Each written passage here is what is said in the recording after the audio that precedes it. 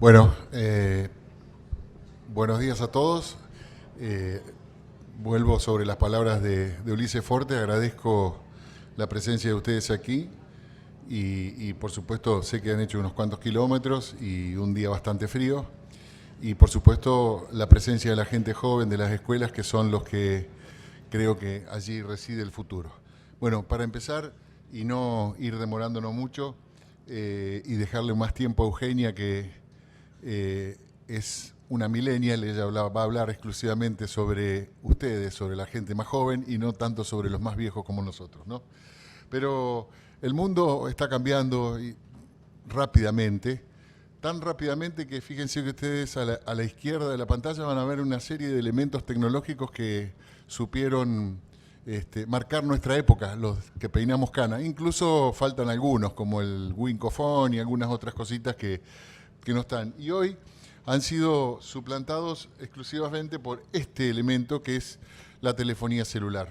Incluso me permito decirles que están avanzando, tan rápido está avanzando la tecnología que en la entrega en la Sociedad Rural Argentina, en la última exposición rural, hubo una entrega de un premio a la innovación tecnológica que es la identificación de los animales, pero ya sin necesidad de caravanas. O sea, por supuesto hay que desarrollar esta aplicación, pero que se basa fundamentalmente en el reconocimiento facial. Como pasa con los humanos, lo mismo podemos hacer con las vacas sin necesidad de tener ninguna intervención. Eso al final del recorrido, por supuesto que falta un largo camino que recorrer y de desarrollo de eso, pero realmente sería interesantísimo que con un teléfono celular o con un equipo específico de captura de reconocimiento facial podamos identificar todos los animales de nuestro rodeo. Pero la tecnología tiene sus cosas buenas y sus cosas malas. Por ejemplo, la carne está bajo ataque. ¿Cómo está bajo ataque? Bueno, este es un cartel en una calle de Chicago. Tomé la foto en la última feria que estuvimos presentes con el instituto. Es la avenida Michigan, la más importante de Chicago. Y eso que ustedes están viendo allí no es una propaganda de una hamburguesa de carne, sino que es una hamburguesa producida con productos vegetales exclusivamente. Está llegando, está presente y tan presente está que si ustedes miran, este es el famoso Whopper o Whopper, no sé cómo dice la propaganda ahora, que si lo han visto en televisión, el Whopper, que es la hamburguesa emblema de una de las cadenas de restaurantes de fast food, que si ustedes miran allí, en ese lugar dice 100% cero carne. Es una hamburguesa vegetal. Les puedo asegurar que hay varias marcas. Hay, bueno, está Impossible Burger, está Light Life, está Beyond Burger, todas producidas con gran inversión tecnológica y fundamentalmente apuntando a un segmento de la población con un mensaje muy específico que Eugenia después les va a contar. Habrán visto por televisión o habrán tenido la oportunidad de verlo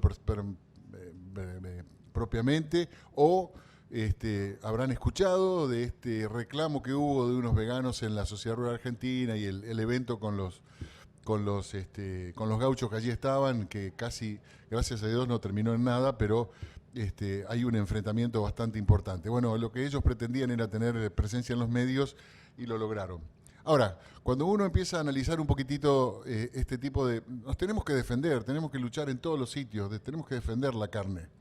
Entonces, ¿cómo la defendemos? Bueno, con comunicación. La comunicación fundamentalmente tiene que ser pensada por gente que esté dirigida al mismo segmento, Eugenio lo va a explicar.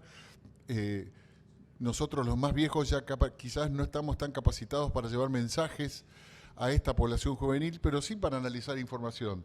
Lo llamativo de esto, fíjense, en el caso de Burger King, el Whopper vegetal vale $5.19 en algunos restaurantes de Estados Unidos y el Whopper de carne vale $4.19, $1 menos.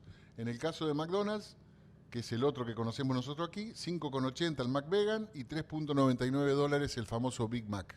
Ahora, claro, uno dice, pero sí, tiene costos de producción mucho menores porque el producto que empieza no tiene el desarrollo y el tiempo necesario como es la carne bovina fundamentalmente. Bueno, un economista, esto lo digo en todos lados, tengo un amigo economista en la Universidad de Kentucky y él me dijo, no te equivoques, yo le pregunté, ¿por qué si vale menos el costo, por qué es más caro en la venta al público? Y me dice, no te equivoques. el precio de venta no es función del costo, sino que es función del valor que le da el consumidor. Evidentemente, el consumidor le está dando un valor superior porque si no, la cadena esta de restaurante no le hubiera puesto a $1 más caro. Pero cuando empezamos a mirar un poquitito, las comparaciones más o menos son todas parecidas, tenemos más o menos las mismas calorías, las mismas grasas saturadas por unidad, ¿no? Pero para lograr el sabor que, en el caso de McDonald's no lo declara, pero para lograr el sabor que queremos tener, tiene un 25% más de cloruro de sodio. Esto es para darle sabor, fundamentalmente, y para aproximarse al sabor de la carne, ¿no?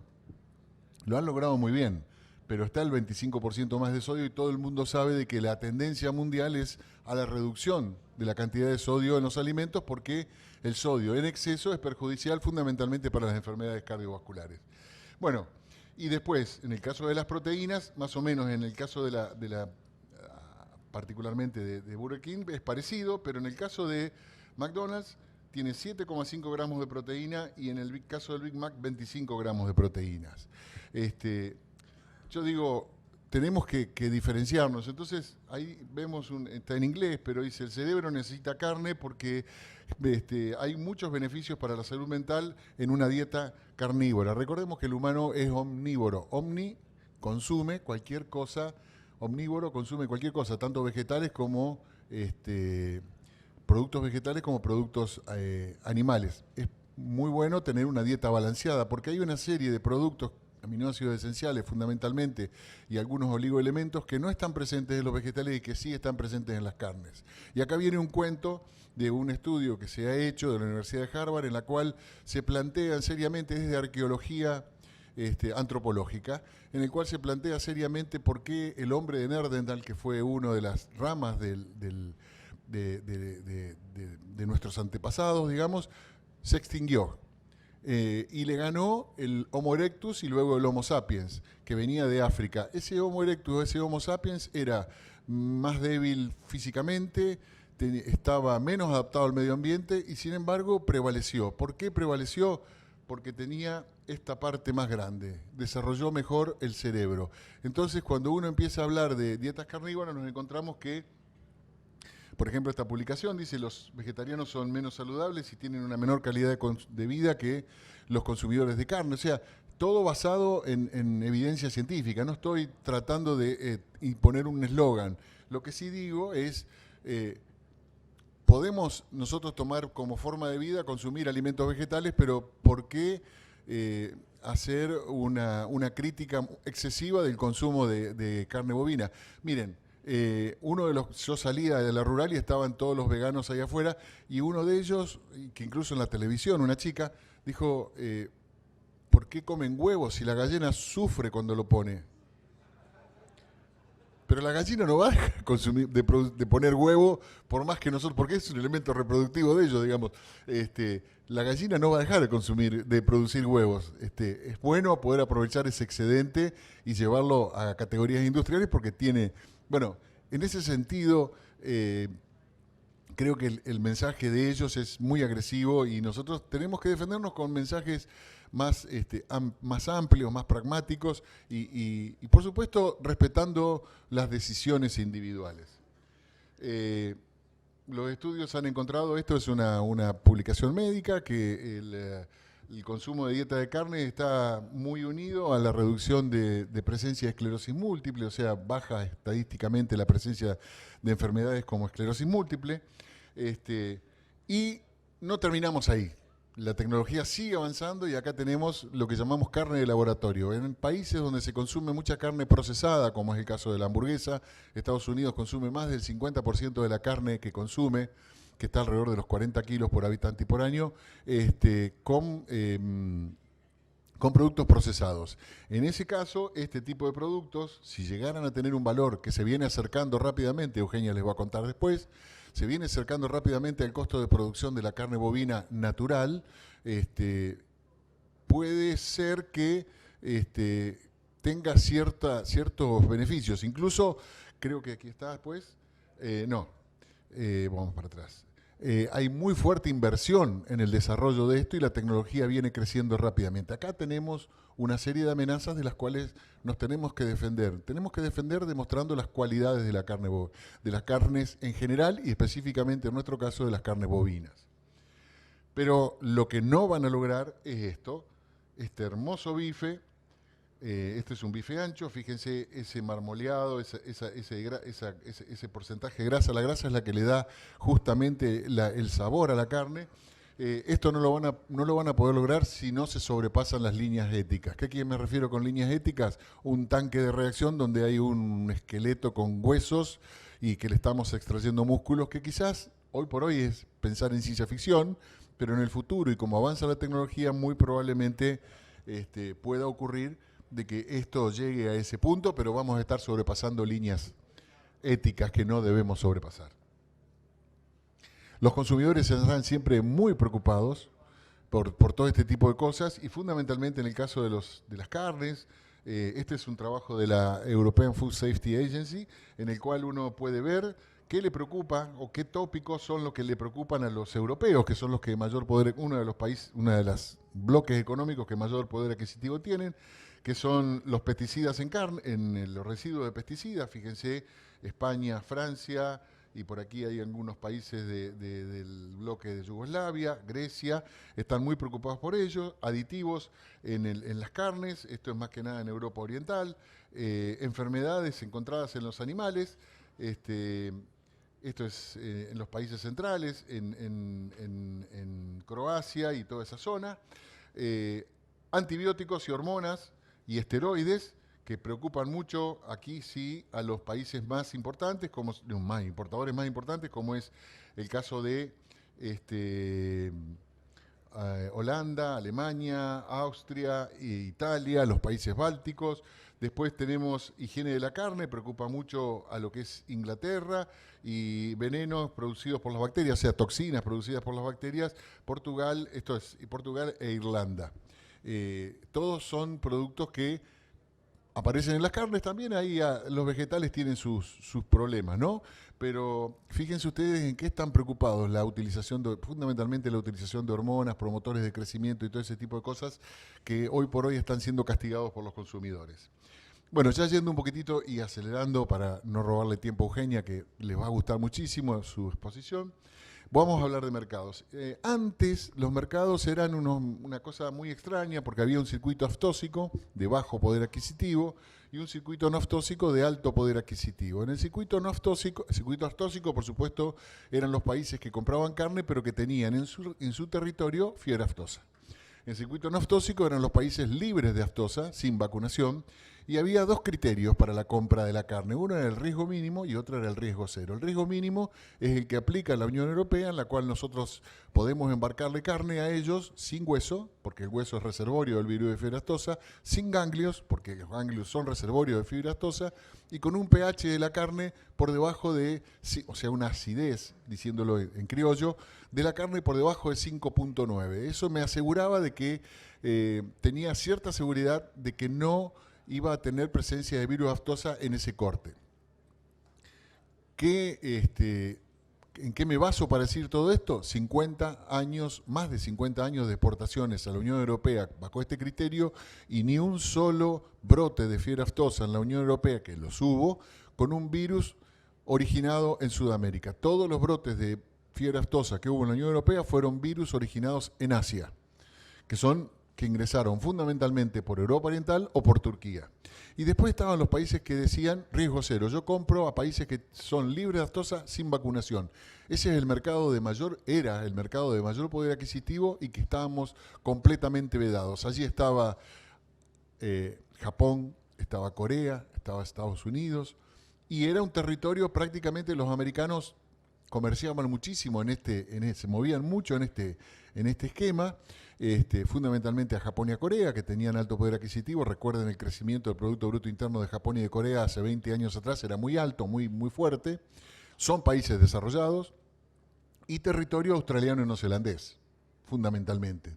Porque Australia y Nueva Zelanda son países libres de aftosa sin vacunación. ¿Qué pasó?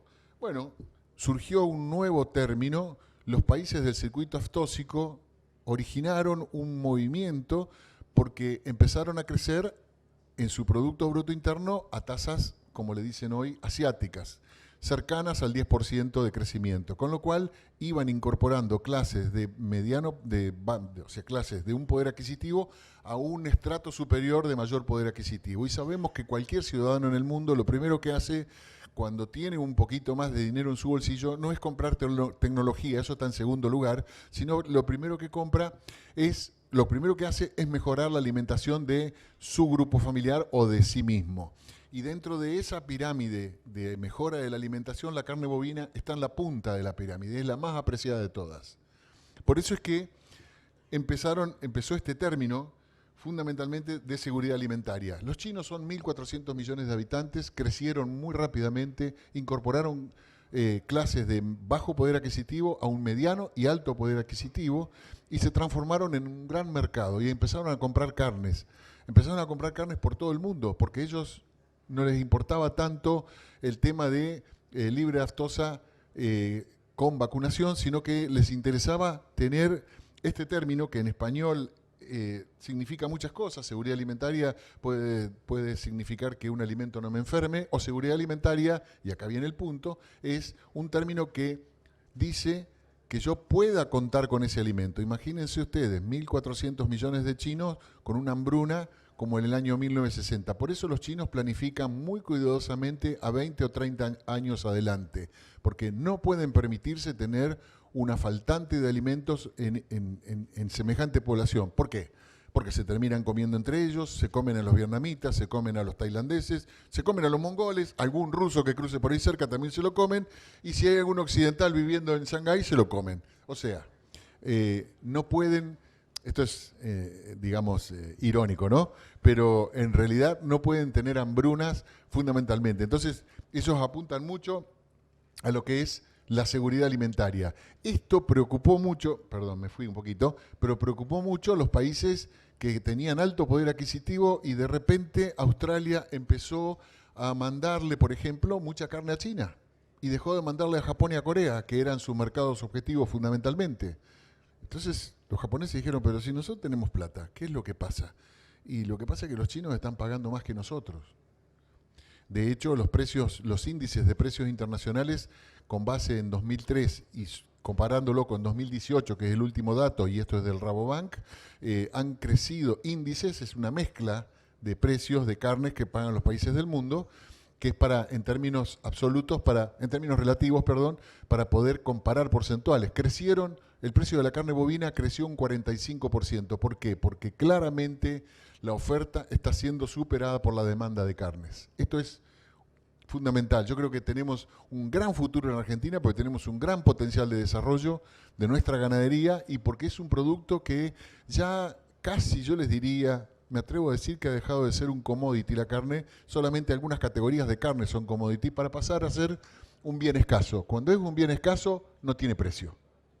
El precio lo fija, como volvemos al ejemplo de la hamburguesa vegetal, el precio lo fija el valor que le da el consumidor. Y esto es importante porque los japoneses se preguntaron y resulta que cuando se dieron cuenta ellos dominaban en Australia, las empresas japonesas eran dueñas de muchos frigoríficos. De repente, muchísimos frigoríficos pasaron a ser chinos, muchísima tierra australiana pasó a ser de capitales chinos para el desarrollo de carnes, apuntando a fundamentalmente el mercado de China. Eso es lo que pretendía el gobierno australiano. Incluso están haciendo una muy fuerte inversión, no en los puertos del sur, sino que están haciendo inversiones en el puerto de Darwin, es un puerto que está al norte y que lo van a usar de hub logístico fundamentalmente para mandar lo que sea de alimento a China. Ellos están apuntados a China y sudeste asiático fundamentalmente porque por cercanía, porque hace muchos años que están desarrollándose en ese sentido. Bueno, esto cambió todo. Entonces, cuando uno mira, esto es 2007, los diferentes tipos de carne, esto es 2017 y esto es 2027. Ya cada vez los economistas están prediciendo más cerca. Antes predecíamos al 2050, yo no soy economista, soy veterinario, ¿no? Pero predecíamos al año 2050. Total decíamos, ¿quién se va a acordar de lo que yo dije hoy acá respecto de lo que iban a consumir o cómo iba a ser el consumo de carnes en 2050. No, ahora las cosas se están acercando y ya estamos en el 2027 y quizás las proyecciones el año que viene o el otro año ya empiecen a pensar en el año 2023, 2024. Y ustedes así se fijan, vamos a ver el 2017, se consumieron, esta es la carne bovina, 70 millones de toneladas en el mundo, y vamos a necesitar, según las proyecciones, 79 millones de toneladas de carne bovina. De hecho, la presencia, la proteína fundamentalmente puede venir de otros sectores, como por ejemplo puede ser los peces los peces de captura, que es este verde más oscurito, y el verde clarito es el que mucho tiene que ver también con el crecimiento del consumo de proteínas, son los peces de criadero, y fíjense que van a adquirir una importancia fundamental en la provisión de canasta de proteínas para los países que necesitan. En el amarillito es la carne de cerdo, que también tiene una muy buena presencia, y azul, en celestito, está la carne de aves, que también viene creciendo, y por supuesto abajo está la carne ovina, que viene creciendo lentamente, que para lo que es carne ovina, fundamentalmente vamos a ver que el crecimiento no es menor, no, es muy bueno también. Y de donde decimos, bueno, se va a consumir. ¿Quiénes son los que más van a necesitar? China va a necesitar 1.6 millones de toneladas hacia el año, más de lo que está comprando ahora, hacia el año 2027. Noráfrica y Medio Oriente van a necesitar muchísimo, Corea del Sur, y así todos los países. Esto lo pueden buscar en la página del instituto, va a estar presente. Pero vamos a necesitar una cantidad importante de proteínas con respecto a lo que estamos utilizando, lo que necesitamos en el año 2017.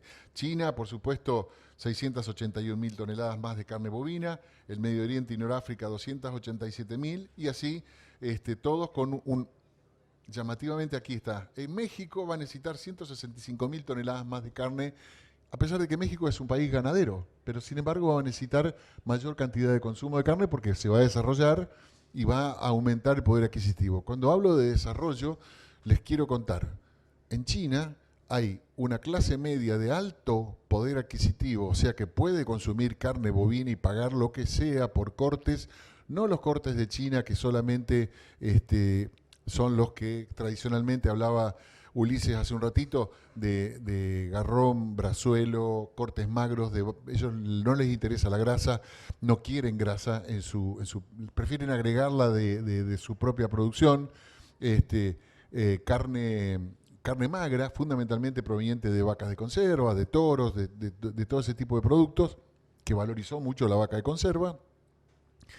Pero hay una clase media que ya quieren vivir como occidentales y le gusta la comida occidental, fundamentalmente en el litoral marítimo de China, Shanghai, Beijing y todas esas ciudades. Se me está terminando mucho el tiempo y me estoy quedando corto. Pero bueno, voy. 10 minutos, sí, lo tengo.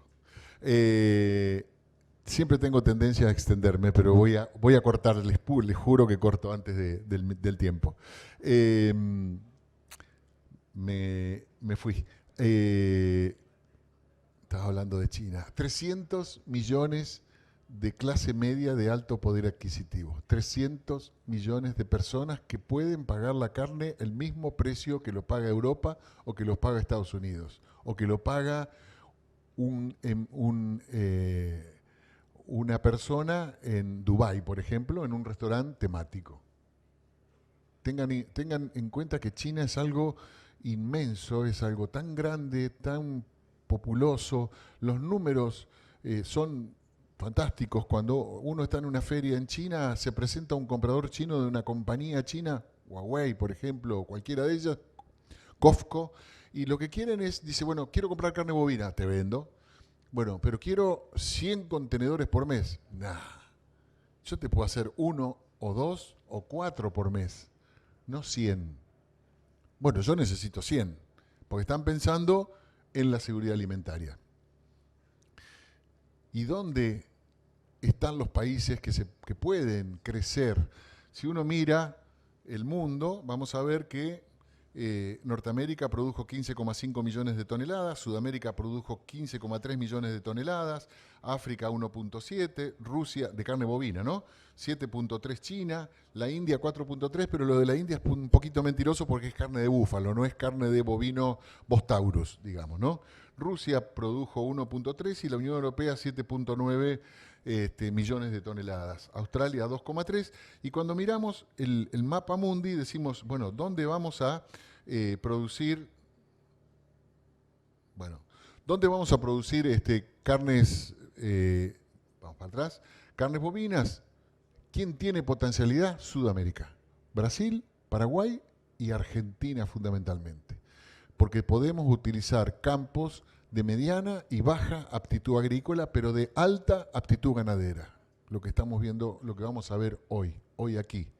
Yo no estoy diciendo que, que este campo tiene que producir 1.200 kilos por hectárea y por año de carne bovina. Ojalá pudiera producirlos, pero si llegamos a producir una cantidad determinada, muy cercana a 300 o 350 kilos por hectárea y por año, con mejoras por las pasturas, con mejora, todo esto viene, por supuesto, de la infraestructura, de la mejora de la disponibilidad de agua y todo este tipo de cosas. Bueno, avanzando un poquito y yendo más rápido, esto es un cuentito. China se llevó en los primeros 6 meses de este año el 72% de las exportaciones argentinas de carne, en detrimento de los otros países. Chile quedó con el 6,3%, Israel con el 5,3%, Alemania con el 5,3%, Rusia 2,9 y ahora vamos a poder exportar a China carne con hueso y carne enfriada también. Fíjense, esa es una carta de un restaurante, le saqué una foto en Shanghái. Esto es un lomo que vale 240 yuanes o renminbi. 240 hoy está a 7 pesos para redondearlo, 7 yuanes por dólar. Quiere decir que están pagando por un bife de 250 gramos, 240 dividido 7, 3,5 dólares por 250 gramos. Si lo multiplicamos por 4, estamos hablando de casi 15.000 dólares la tonelada. Y muy parecido a lo que este es un ojo de bife australiano, 260, y este es un cuadril australiano. Fíjense que a los chinos les gusta más la carne amarga y por eso pagan mejor el cuadril, que el cuadril es siempre el corte que menor valor tiene dentro de los 3 del juego del rump and loin, del bife angosto, del lomo y del cuadril, ¿no? Pero fíjense las características de cada uno de los mercados. ¿Y dónde está el problema de China? El problema de China es que a las proyecciones que estábamos haciendo apareció la peste porcina africana en China. Esto era agosto del 2018, fue corriendo, septiembre de 2018, octubre, en rojito van apareciendo las provincias que van teniendo peste porcina africana, noviembre de 2018, diciembre de 2018 y llego a abril de 2019 donde toda China está explotada con la peste porcina africana. Se calcula que van a perder alrededor de entre 200 y 250 millones de cerdos, de los 400 millones que tienen, que son el 56% de la población mundial de porcinos. Van a tener un déficit de proteínas, según el Rabobank, de 10 millones de toneladas hacia fin de año, que van a tener que salir a buscar. Equivale a 600.000 toneladas más de carne bovina. Esto es un dato importante. De todas maneras, la peste porcina africana ya casi yo diría que es una pandemia porque Mongolia tiene brotes, Rusia tiene brotes, hubo brotes en Polonia, hubo brotes en Bulgaria, hubo detección de animales enfermos en Grecia, está entrando en Europa. En Irlanda fue detectado a través de análisis partes de la cadena del virus en fiambres originados en Asia, o sea que la enfermedad vuela con los aviones y rápidamente se está transformando en una pandemia, o sea, está atacando a todo el mundo y no hay cura para eso. Por supuesto, no es problemático para el hombre. Las ideas en marcha, y aquí termino con esto, me falta un montón, pero vamos a dejarlo acá. El Tratado de Libre Comercio con Unión Europea-Mercosur, que va a llevar su tiempo, pero creo que es un momento de inflexión justamente este Tratado de Libre Comercio, en el cual le van a conceder a Sudamérica, Tratado de Libre Comercio es yo te doy, vos me das. Hasta ahora nosotros estamos poniendo en las noticias lo que me dan, que es, bueno, algo de bioetanol, cereales y disminución. En el caso de la cuota Hilton, a 0% de arancel, hoy paga 21%, 20%, perdón. Este, em, y una cuota con un 7,5% a dividir entre los 4 países del Mercosur de 100.000, casi 100.000 toneladas equivalentes a res carcasa, que significan unas 70, 75.000 toneladas peso producto que se dividirían, y acá viene la otra discusión, cómo se dividiría entre los 4 países del Mercosur. Paraguay y Uruguay pidieron que se dividan en partes iguales, pero la realidad que no es justo que se divida en partes iguales porque el vos me das, yo te doy.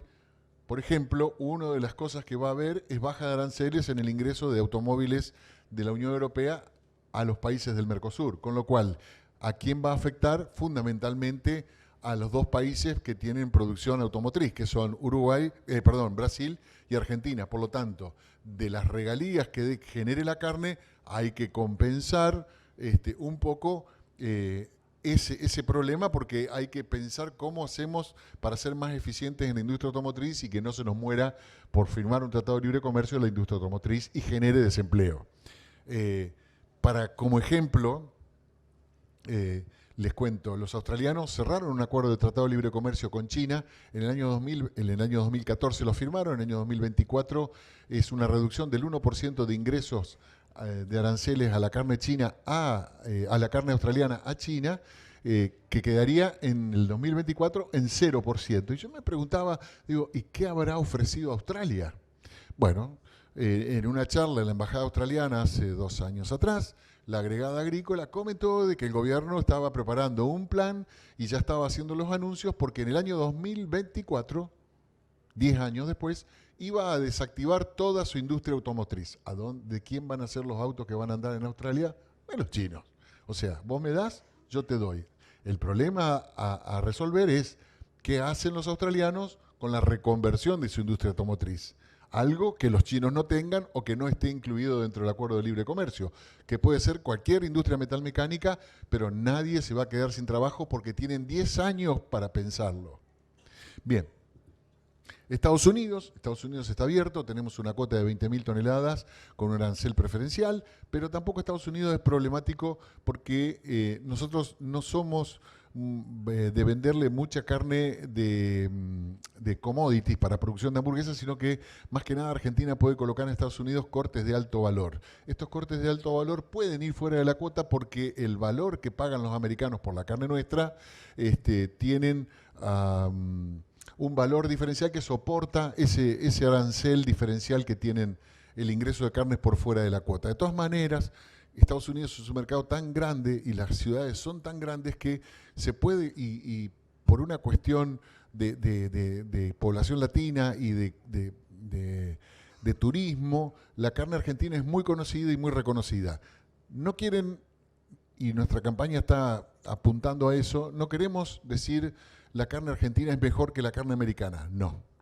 La carne argentina es diferente a la carne americana y estaría bueno de que te comas un bife por mes de carne argentina. Y eso es lo que ellos perciben, la diferencia del sabor de nuestras carnes con respecto a la carne de ellos, que por supuesto es prácticamente el mayor porcentaje, yo no sé, el 80 o el 90% es toda carne criada en feedlots muy grandes en las áreas del sur de Estados Unidos, donde hay menor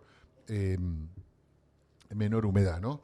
Bueno, China, ya estuvimos hablando un montón de China, se va a empezar a exportar carne con hueso, eso va a llevar las exportaciones hacia arriba, se me terminó el tiempo y ya estoy cerrando. Y también no tenemos que perder de vista el sudeste asiático. En el sudeste asiático están los tigres asiáticos que crecían igual que China. Malasia, Filipinas, Indonesia, Tailandia. Estos eran 7, Singapur. Estos también tienen la posibilidad de crecer.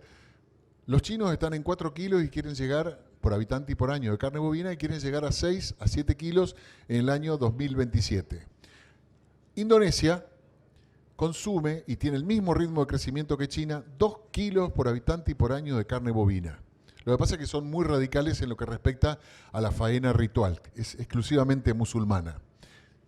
ya se iniciaron conversaciones de Indonesia y de Malasia para poder llegar con carne argentina a esos mercados. De hecho, hay algunos exportadores argentinos que están llegando particularmente a Malasia. Japón nos abrió el mercado hacia el sur del río Colorado porque somos libres de aftosa sin vacunación. Esto viene por el término de seguridad alimentaria.